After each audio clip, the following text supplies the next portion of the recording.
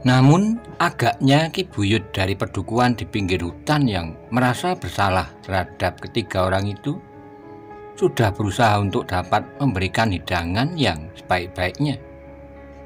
Mereka telah motong beberapa ekor ayam yang paling gemuk, nasi yang paling putih, dan dimasak oleh juru Madaran yang paling baik. "Paman," berkata Maesa Bungalan, "setelah kita menghabiskan hidangan ini, apakah yang akan kita lakukan?" Maesa Agni mengerutkan keningnya lalu katanya, "Apakah kita akan mempunyai rencana lain?" "Tentu tidak, tetapi barangkali ada sesuatu yang perlu kita kerjakan." Maesa Agni menggelengkan kepalanya, katanya, "Aku tidak mempunyai rencana apa-apa." Witantra pun menyaut, "Kita akan langsung menuju ke Ponowijen dan barangkali ke Padang Karautan. Bukankah kita akan melihat pedukuhan itu dan barangkali kolam yang tentu sudah tidak seindah saat dibuatnya? Tapi kenangan yang akan tumbuh mungkin akan jauh lebih indah dari peristiwa-peristiwa yang pernah terjadi sebenarnya." Maesa Agni menarik napas dalam-dalam, tapi ia tidak mengatakan apa-apa. "Lalu bagaimanakah dengan orang-orang berilmu hitam itu?" "Kita akan pergi sesuai dengan rencana kita. Jika di perjalanan kita bertemu, maka kita akan menentukan sikap." Maesa Bungalan mengangguk-angguk, katanya, "Baiklah Paman, untuk sementara kita akan melupakan orang-orang berilmu hitam itu. Tapi jika di perjalanan kita menjumpai peristiwa seperti yang terjadi di pedukuhan ini, tentu tidak akan dapat tinggal diam." Demikianlah setelah mereka bertiga selesai makan dan minum, maka mereka pun kemudian minta diri kepada orang-orang yang datang kembali ke pendopo. Kedua buyut yang ada di antara mereka mencoba untuk menahan barang 1-2 malam. Tapi ketiga orang itu tetap pada rencananya untuk meneruskan perjalanan mereka ke Padang Karautan. Beberapa orang termasuk kedua buyut itu mengantarkan mereka sampai ke regol padukuhan. Kemudian mereka melepaskan ketiga orang itu menempuh perjalanan, melintasi bulak yang panjang yang mulai dihangatkan oleh cahaya matahari yang menjadi semakin tinggi. Dalam pada itu, selagi Maesa Agni, Witantra, dan Maesa Bungalan menempuh perjalanan ke Ponowijen, maka di arah yang lain, 3 orang sedang berpacu pula, justru menuju ke kota raja, meskipun mereka tidak akan memasuki kota itu. "Kita tidak boleh melakukan pembunuhan lagi," berkata Empu Baladatu kepada kedua orang pengawalnya. "Kenapa, Empu? Mereka yang tidak mau bantu kita, apa salahnya kita binasakan? Sebenarnya aku ingin membunuh lebih banyak lagi," jawab pengawalnya. "Itu adalah satu kebodohan. Dengan demikian maka orang-orang yang sengaja mencari kita akan dengan mudah menemukan jejak kita." Dua orang pengawalnya mengerutkan keningnya. Yang seorang kemudian bertanya, "Jadi apakah kita akan dibiarkan diri kita diperlakukan dengan semena-mena?" "Tidak ada orang yang memperlakukan kita semena-mena. Kita selalu mendapat tempat yang baik dan sambutan yang ramah jika kita juga berlaku ramah. Tetapi pedukuhan di pinggir hutan itu telah menerima kita dengan penuh prasangka." "Tidak," jawab Empu Baladatu. "Kalian yang menjadi gila melihat gadis-gadis cantik di pedukuhan itu. Itulah sebabnya. Maka telah terjadi peristiwa yang dapat menjadi jejak perjalanan kita. Apalagi kalian telah membunuh korbanmu dengan ciri yang dapat memperkenalkan kita. Tidak ada orang yang mengetahuinya, atau seandainya mereka mengetahuinya, biarlah mereka mengerti dengan siapa mereka berhadapan. Dan kau kira untuk seterusnya tidak ada orang lain yang mungkin melalui pedukuhan itu?" Kedua pengawalnya tidak menjawab. Mereka mengerti bahwa Empu Baladatu terlalu berhati-hati menghadapi Maesa Bungalan dan Linggotadi yang disebut pembunuh orang-orang berilmu hitam. Bahkan di dalam hati pengawal-pengawal itu berkata, "Sebenarnya lah aku ingin segera bertemu dengan orang yang disebut Maisa Bungalan dan Linggodadi itu. Tapi mereka tidak dapat mengatakan kepada Empu Baladatu, karena agaknya Empu Baladatu mempunyai pertimbangan lain. Ia akan menyatukan kekuatannya dengan kakaknya, baru kemudian dengan yakin menghancurkan lawan-lawannya. Tentu saja yang pertama-tama adalah Maisa Bungalan dan Linggodadi, yang menurut dugaan Empu Baladatu keduanya mungkin sekali berdiri di antara kekuatan prajurit-prajurit Singosari, sehingga untuk menghadapi keduanya diperlukan susunan kekuatan yang memadai. Dengan demikian, maka kedua pengawal itu tidak mempunyai pilihan lain kecuali mentaati perintah itu. Mereka harus bersikap baik di sepanjang perjalanan, menahan diri dan sama sekali menyembunyikan ciri-ciri yang ada pada ilmu mereka. Jika mereka masih harus bermalam di perjalanan, maka mereka bertiga telah benar-benar menjadi orang-orang yang baik dan tahu diri. Mereka sama sekali tidak menumbuhkan kesulitan apapun di tempat-tempat yang mereka singgahi. Karena itulah, maka tidak ada lagi orang yang dengan ketakutan dan kengerian yang sangat menangisi satu atau dua orang keluarga mereka yang menjadi korban seperti yang telah terjadi di pedukuhan di sebelah hutan itu. Bahkan satu dua orang telah memuji mereka sebagai orang-orang yang mengerti dan mematuhi unggah-ungguh. Bahkan di beberapa tempat, Empu Baladatu telah dengan rendah hati memberikan beberapa pertolongan kepada beberapa orang yang memerlukannya. Dengan bekal ilmu yang ada padanya, ia telah berhasil menyembuhkan beberapa orang sakit yang dijumpainya di perjalanan. Kelicikan Empu Baladatu itulah yang ternyata telah berhasil menghapus jejaknya. Tidak seorang pun yang pernah dijumpainya di perjalanan menduga bahwa orang yang berambut putih itu adalah orang pertama pada perguruan ilmu hitam yang mulai akan berkembang lagi. Demikianlah maka Empu Baladatu itu pun dengan selamat sampai ke rumah kakaknya, sebuah padepokan kecil yang nampaknya tenang, dikelilingi oleh daerah yang hijau, pategalan dan sawah yang subur yang menjadi sumber hidup dari isi padepokan itu. Semula Empu Baladatu ragu-ragu untuk memasuki padepokan itu. Selama ini ia merasa bahwa dirinya memiliki kemungkinan yang lebih luas dari kakaknya. Empu Baladatu merasa bahwa ilmunya memiliki kekuatan yang lebih besar dari ilmu yang manapun juga, termasuk ilmu yang dikuasai oleh kakaknya. Apakah aku akan datang kepadanya dan memberikan tempat yang lebih baik baginya? Bertanya Empu Baladatu kepada diri sendiri. Namun yang kemudian dijawabnya, tidak, aku akan tetap memiliki kelebihan. Yang aku perlukan adalah kerjasama. Kekuatanku masih belum cukup untuk melawan prajurit Singosari. Itu bukan berarti bahwa akan berada di bawah kemampuan siapapun juga. Sekilas terbayang oleh Empu Baladatu padepokan yang ditinggalkannya tidak terlampau besar, meskipun lebih besar dari padepokan kakaknya. Murid-muridnya pun tidak terlalu banyak, tetapi jika datang saatnya ia harus bangkit, maka dengan cepat ia akan dapat mengumpulkan kekuatan. Dengan menghasut dan menakut-nakuti, maka ia akan menghimpun pasukan untuk melawan Singosari. Murid-muridnya adalah senopati-senopati yang baik yang akan dapat mengimbangi para senopati dari Singosari. Aku akan menghimpun kekuatan di seputar kota raja. Jika murid-muridku mampu menunjukkan kelebihan mereka dari prajurit-prajurit Singosari, maka tidak terlalu sulit untuk mendapat jumlah prajurit yang diperlukan. Berkata Empu Baladatu di dalam hatinya, bukankah dengan memberikan janji dan sedikit harapan, banyak orang yang akan melibatkan diri? Empu Baladatu akhirnya menetapkan hatinya untuk memasuki padepokan kakaknya. Namun langkahnya terhenti ketika ia melihat dua orang yang bertubuh tegap dan kekar berdiri di sebelah regol padepokan itu sambil bersilang tangan di dada.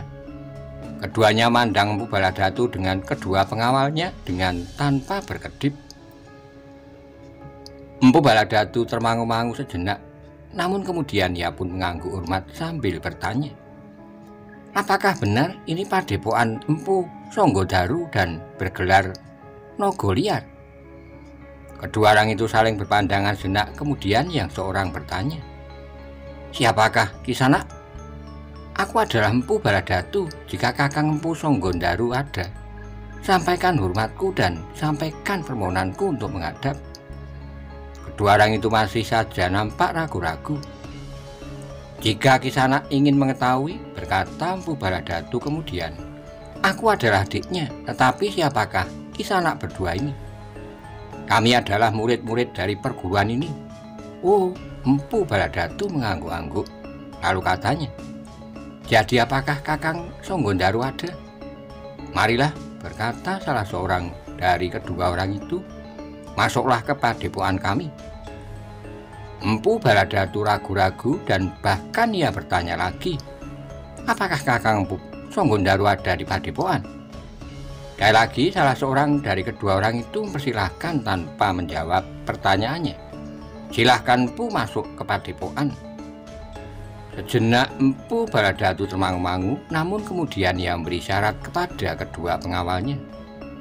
Mereka bertiga pun kemudian mengikuti kedua orang itu masuk halaman padepokan yang nampak bersih dan terawat rapi. Di seberang sebuah halaman yang luas nampak sebuah rumah kecil, tetapi lengkap. Beberapa puluh langkah di sebelah rumah itu terdapat pula sebuah rumah yang lain. Sementara di bagian belakang dari halaman padepokan itu terdapat beberapa rumah pula di seputar lapangan yang tidak begitu luas. Empu Baladatu menarik napas dalam-dalam. Padepokannya ternyata lebih luas dari padepokan itu, tetapi padepokan ini mempunyai kesan yang lebih semeringah. Warna dedaunan dan bunga-bunga yang tajam rasanya membuat suasana di padepokan itu menjadi lebih hidup dan gairah daripada warna-warna yang kusam dan gelap. Kolam yang berair bening dengan warna-warna putih dari beberapa ekor angsa yang berenang. Rasa-rasanya memercikkan ketenangan tersendiri. Empu Baladatu termangu-mangu sejenak. Dari wajah padepokannya, ia seolah-olah melihat isi hati kakaknya yang sudah agak lama tidak pernah dijumpainya. Apakah ia sekarang lebih senang tinggal di padepokannya yang tenang ini tanpa berbuat apapun juga? Pertanyaan itu telah melompat di hatinya. Dan apakah dengan demikian berarti kedatanganku akan sia-sia? Tetapi Empu Baladatu masih akan tetap mencoba mengatakan niatnya. Tentu di padepokan ini terdapat beberapa orang yang dapat bersama-sama dengan beberapa orang muridnya untuk menandingi para senopati di Singosari. Dengan dada yang berdebar-debar, maka mereka pun masuki pintu penyekat di samping pendopo. Dengan demikian mereka pun telah memasuki rongkangan di depan gandok. Mereka mengerutkan kening ketika tiba-tiba saja pintu butulan di dinding penyekat itu seolah-olah tertutup dengan sendirinya. Bahkan kemudian selarak yang nampaknya berada di luar terdengar menyilang. Apa artinya ini? Desis Empu Baladatu. Salah seorang dari kedua orang yang membawanya itu berpaling, tetapi ia tidak menjawab. Sejenak Empu Baladatu termangu-mangu, bahkan kedua pengawalnya saling berpandangan dengan penuh curiga. Dengan hati-hati mereka maju selangkah demi selangkah. Sedang hampir tanpa mereka sadari, tangan mereka telah berada di hulu senjata masing-masing. Sejenak kemudian mereka telah masuki serambi samping, namun nampaknya rumah yang tidak terlampau besar itu sangat lengang, seolah-olah sama sekali tidak berpenghuni. Dari sela-sela pintu, Empu Baladatu melihat beberapa ekor binatang buruan yang sudah dikeringkan, 2 ekor harimau, kijang, dan seekor orangutan yang besar. Bahkan di antara binatang-binatang itu terdapat pula binatang-binatang kecil seperti kancil dan pelanduk berbintik-bintik. Empu Baladatu menarik napas dalam-dalam ketika mereka menyusup pintu serambi dan memasuki bagian belakang rumah itu. Langkah mereka tertegun. Di atas serambi belakang pada pengeret kayu jati membelit seekor ular raksasa. Tapi ternyata ular itu pun telah mati dan dikeringkan pula. Seorang pemburu yang ulung, desis Empu Baladatu. Agaknya kedua orang yang membawanya itu pun mendengar, sehingga mereka berpaling sejenak. Tetapi keduanya sama sekali tidak menyaut. Namun kemudian keduanya berhenti di muka sebuah pintu yang menghubungkan serambi belakang dengan ruangan dalam. "Duduk lampu, aku akan menyampaikan kedatangan Empu kepada guru." Empu Baladatu mandang kedua orang itu berganti-ganti, namun ia tidak dapat menangkap pesan apapun di wajah mereka. "Silahkan, Empu," sekali lagi salah seorang dari keduanya itu pun mempersilahkannya duduk. Empu Baladatu mengangguk sambil menjawab, "Terima kasih." Dua orang itu pun segera meninggalkan Empu Baladatu bersama kedua pengawalnya. Mereka membuka pintu yang tertutup itu dan sejenak kemudian mereka hilang di dalamnya. Sejenak kemudian kedua pintu itu pun telah tertutup pula. Empu Baladatu termangu-mangu sejenak. Di hadapannya terdapat sebuah amben bambu yang dibentangi dengan sebuah tikar pandan yang panjang. Tapi Empu Baladatu tidak mau duduk di amben itu. Rasa-rasanya padepokan itu menyimpan banyak hal yang tidak diketahuinya. Sekali-kali ia memandang pintu yang tertutup itu, tetapi untuk beberapa saat lamanya pintu itu tetap tertutup rapat. Kedua pengawalnya pun rasanya menjadi gelisah pula. Namun tanpa mereka sadari, mereka bertiga telah berada di tempat yang terpencar. Wajah Empu Baladatu yang tegang menjadi semakin tegang. Rambutnya yang putih bergerak disentuh angin. Sejenak mereka bertiga mandang kelongkangan belakang dari rumah itu. Sebuah kebun yang terawat pula seperti halaman depan. Seperti yang nampak dari halaman, maka di belakang rumah itu terdapat sebuah lapangan kecil yang dilingkari oleh beberapa rumah yang lain. Namun ternyata bagian-bagian dari halaman dan kebun itu terdapat dinding-dinding penyekat yang rendah. Rumah yang tidak besar itu agaknya menjadi pusat dari padepokan ini. Berkata Empu Baladatu di dalam hatinya, memang agak berbeda dengan padepokannya. Padepokan itu ditandai dengan sebuah rumah yang besar di tengah-tengahnya, lengkap dengan gandok dan dapur, serta sederet di bagian belakang yang dihuni oleh beberapa orang pelayan dan juru masak. Baru kemudian terdapat beberapa buah rumah magersari di bagian belakang, di seberang kebun yang ditanami dengan pohon buah-buahan. Tapi halaman depan padepokannya ternyata tidak seluas halaman depan padepokan kakaknya ini.